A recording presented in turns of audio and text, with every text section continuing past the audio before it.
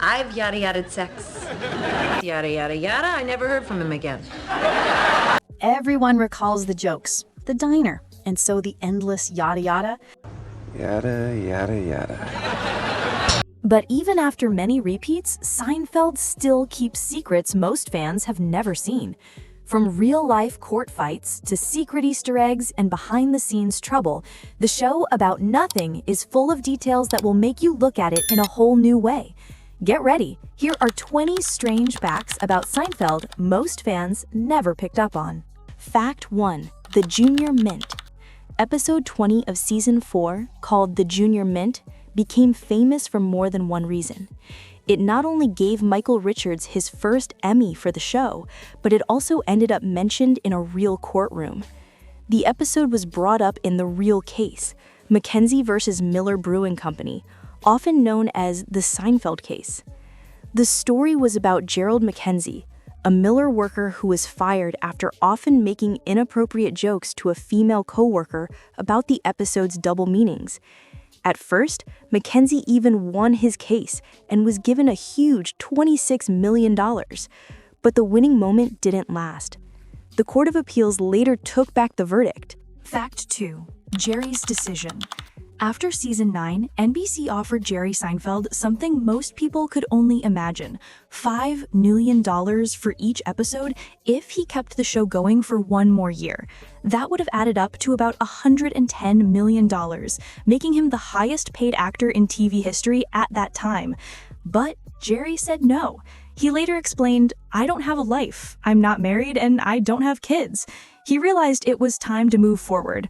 Looking back now, with a wife, 3 kids, and a strong Netflix career, it's clear he made the right choice. Fact 3. The pirate shirt. In Season 5, Episode 2, Jerry accidentally agrees to wear the now famous pirate shirt during his visit on the Today Show. What began as a small joke quickly turned into one of the most unforgettable moments in Seinfeld history. The shirt itself became so well known that it was later given to the Smithsonian National Museum of Natural History. It is not being shown right now, but fans still hope it will be brought back someday. As Jerry jokingly said, "And I said yes." Fact 4. Mulva. One of the most unforgettable and darkly funny storylines in Seinfeld was George Costanza's engagement to Susan Ross, which ended in her strange death after licking too many toxic wedding invitation envelopes. Looking back, Jason Alexander shared that he and actress Heidi Swedberg had a hard time connecting on screen. Their comedy timing just didn't match, and he found it almost impossible to make their scenes work. When Larry David chose to keep Swedberg as George's fiancée, Alexander complained, but no one paid attention. That is until the rest of the cast had to do a big scene with her and noticed the same issue. The answer? Kill off Susan. And so they did, in true Seinfeld style. Fact 5. A show about nothing. Seinfeld is often called the show about nothing, but according to Jerry Seinfeld himself, that wasn't the real idea at all. When he and Larry David presented it to NBC, they explained it as a show about how comedians find their material, the everyday moments that inspire their jokes.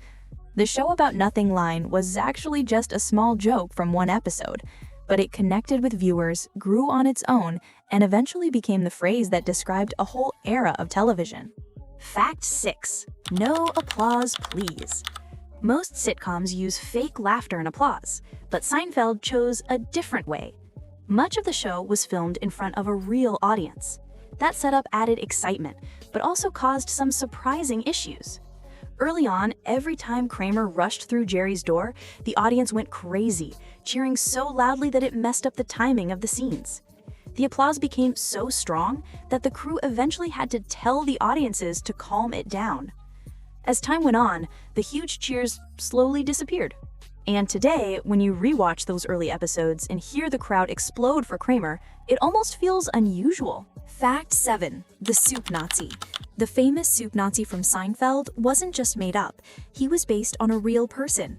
The character came from Ali Jayah, an Iranian soup seller who owned Soup Kitchen International in New York City.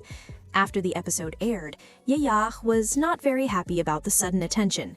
He spoke out, saying the show had ruined his life and his business. And when Jerry Seinfeld himself visited the shop a few weeks later, Yaya reportedly shouted a profanity-filled rant at him. Still, his legend continues.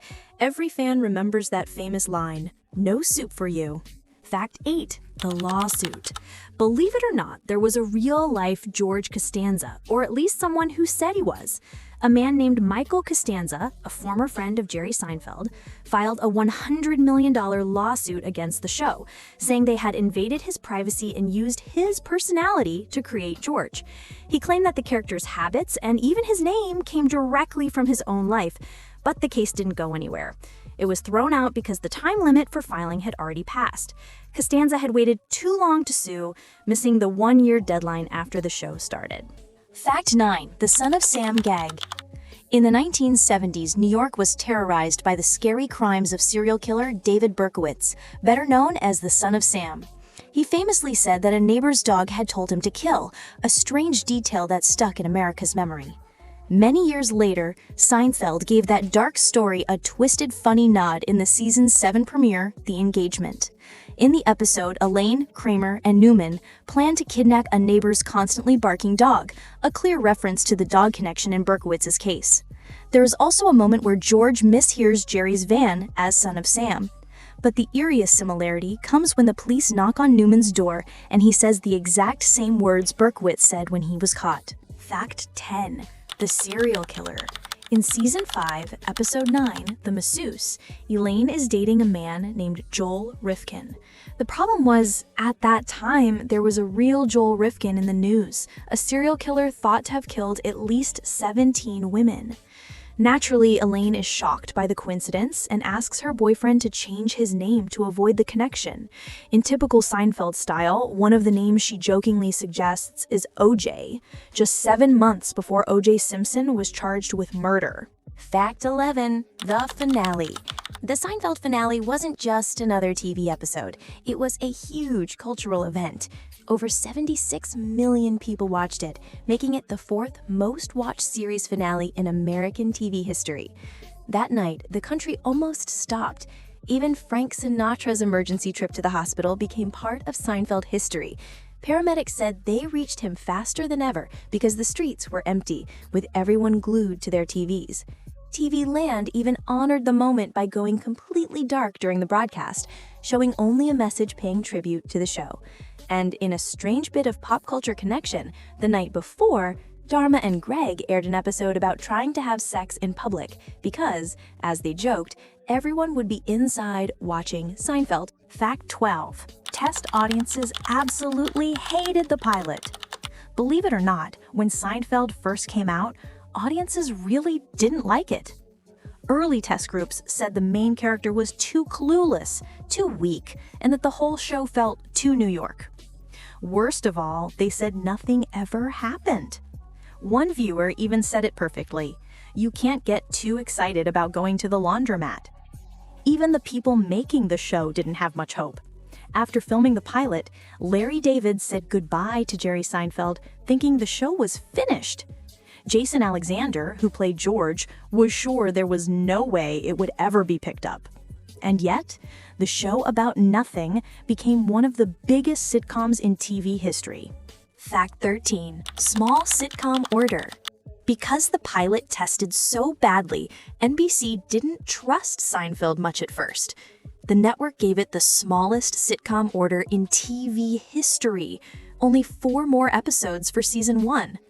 To make things more confusing, the show was first called The Seinfeld Chronicles. But after the pilot aired, NBC chose to shorten it to just Seinfeld to avoid confusion with another show on at the time called The Marshall Chronicles. Fact 14. Julia Louis-Dreyfus. Believe it or not, Julia Louis-Dreyfus wasn't the first choice to play Seinfeld's leading lady. In the pilot, that role was supposed to go to Claire, the waitress at Jerry's local diner, played by Lee Garlington. But after thinking it over, the creators realized that idea didn't really work. It didn't make sense for a waitress to always hang out in Jerry's apartment or be part of his close group. So Larry David dropped the idea and created a new character, Elaine Bennis, inspired by one of his own ex-girlfriends whom he later stayed friends with. Fact 15. The Revenge. The episode The Revenge came directly from Larry David's real life. Back in 1984, while working as a writer on Saturday Night Live, David got furious after one of his sketches was cut right before it aired. He stormed out, quitting immediately, then instantly regretted it. His neighbor, Kenny Kramer, the real-life inspiration for Cosmo Kramer, gave him some advice. Just show up on Monday like nothing happened. Larry did exactly that, and no one said a word. That crazy moment later became George Costanza's storyline in Seinfeld. Fact 16. Jerry's rich.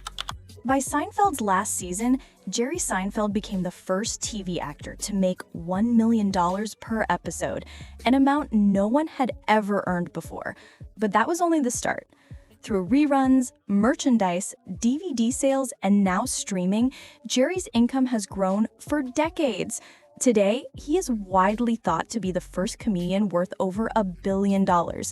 As George once said, "My God, you're rich." Fact 17. Green 22. For the parking garage, the crew couldn't film in a real garage, so they built a complete replica, even tearing down Seinfeld's main set to do it. Smart use of mirrors made the space look endless. Michael Richards even carried a real air conditioner in his box for realism. Early in the episode, Kramer insists they parked in green 22, while Jerry says it was orange. It turns out Kramer was right. The car really was in the green section near the 20s. Not that it mattered. When they finally found it, the car wouldn't start. A moment that wasn't even planned, but became comedy gold. Fact 18. Jerry's apartment number. Every Seinfeld fan knows Jerry lives in apartment 5A, but sharp-eyed viewers saw it didn't start that way. Early on, his door showed 411, then later 3A, before finally settling on 5A for the rest of the series. Fans have tried to find hidden meaning in the numbers, but in true Seinfeld style, it adds up to absolutely nothing, and honestly, that feels just right for a show about nothing. Fact 19. A few silly collections. Kramer might spend most of his time in Jerry's apartment, but even at home in 5B, he keeps Jerry close, literally hanging his headshot by the door. His place is full of strange items, from pots on shelves to cooking in the shower. And of course, there's Fusilli Jerry, Kramer's handmade pasta statue. But look carefully in later seasons, and you'll see even more pasta figures behind his couch. Let's just hope Frank Costanza never sat on those either. Fact 20. The end of stand-up. Sharp-eyed fans may have noticed that Jerry's stand-up bits disappeared after season 7. That change happened right after Larry David left the show. With Larry gone, Jerry had to take on more of the writing and creative work, leaving no time to make new stand-up material. So the segments were quietly removed for good. And there you have it. 20 weird, surprising, and very funny facts. Even the biggest Seinfeld fans might have missed them. From real-life lawsuits to pasta, statues, and serial killer coincidences, it just shows that the show about nothing was really about everything. Now we want to hear from you. Which of these facts surprised you the most? Or did we miss one that only a true Seinfeld superfan would know?